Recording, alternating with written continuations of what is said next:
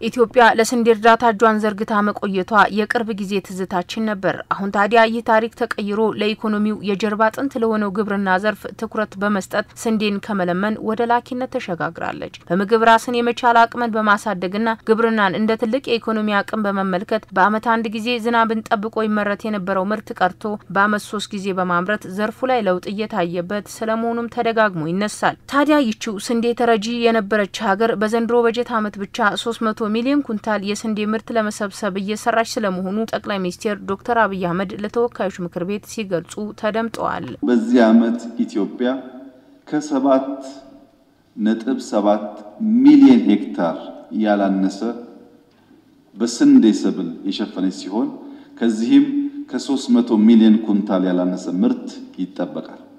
ይሄን ሴክተሩን ለሚያውቁ ሰዎች ስንዴ ከውጭ ማስገባት የለባትም ኢትዮጵያ ማምረት አለባት ብሎ ለወሰኑ ሰዎች እንደ ተአምር ሊወሰድ ይችላል።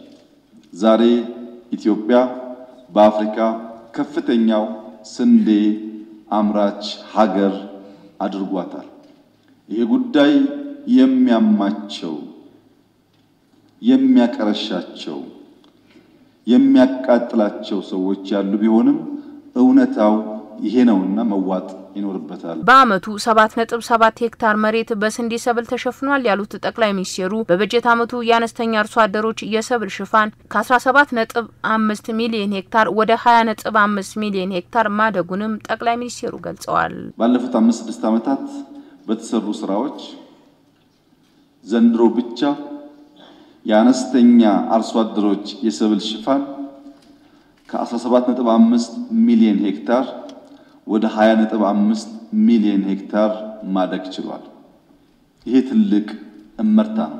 የግብርናውን ሴክተር በተመለከተ ከምክር ቤት አባላት ከተነሱ ጥያቄዎች መካከል ግብርናውን ለማዘመን የመልካ ምድር አቀማመጣቸው ምቹ ባልሆኑ አካባቢዎች ላይ ምን እየተሰራ ነው የሚል ጥያቄ ነበር። የመሬት አቀማመጣቸው ተራራማና ወጣ ገባነት ያላቸው መካናይዜሽንን ተግባራዊ ለማድረግ የሚያስቸግር መልካ ምድር ያላቸው የሀገራችን ክፍሎች ምርታማነትን ለማሻሻል ባጭር በአማራጭ ቴክኖሎጂዎችን ከመጠቀም አኳያ ምን እየተሰራ ነው?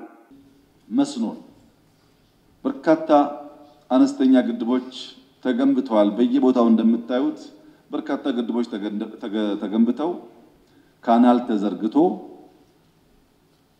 በኢሪጌሽን ከዚህ ቀደም በሴፍቲኔት የምናቃቸው አካባቢዎች ጭምር ምርት እያመረቱ ይገኛል። ግን መስኖ ላይ የሚሰራው ስራ ቀደም ሲል ተነሳው ተጨማሪ ጥረት ተጨማሪ የፕሮጀክት አፈጻጸም እድገት ይጠይቃል። ማሽነሪ መጠቀም በሚቻልባቸው አካባቢዎች ማሽነሪ ማስፋት ያስፈልጋል። በዚህ አመት ከ500 በላይ ለእርሻ ስራ የሚውሉ ማሽነሪዎች ከቀረጥ ነፃ እንዲገቡ ተደርጓል። ለማሽነሪ የማይመቹ የተባሉ ቦታዎችም ሰፋፊ የእርከን ስራዎች በመጀመራቸው የግድ ስንዴ ባይሆንም ፍሩት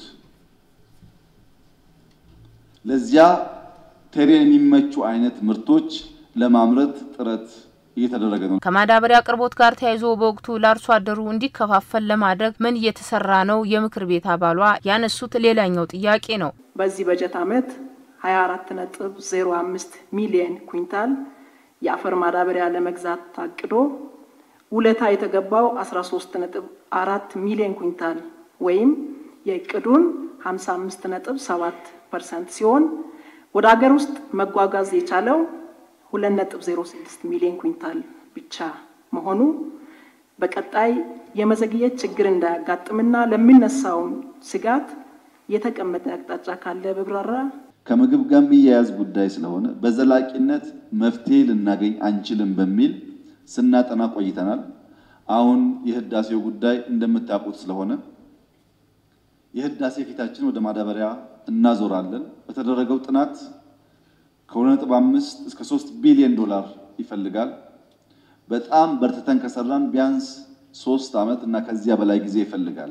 ማዳበሪያ ፋብሪካውን በበቂ ደረጃ ኢትዮጵያ ውስጥ አቋቁሞ ለመስራት አሁን ሁለተኛው ህዳሴያችን የሆነው ማዳበሪያ ፋብሪካውን ከተቻለ በጆይንት ቬንቸር ከግሉ ሴክተር ጋር ከዚያም ከፍሎ ከተገኘ በፕራይቬት ኢንቨስትመንት ካልተቻለ ግን በመንግስት በራሱ የግድ የማዳበሪያ ፋብሪካ የኢትዮጵያን ፍላጎት ሊመልስ በሚችል መልኩ መፍጠር ይኖርብናል።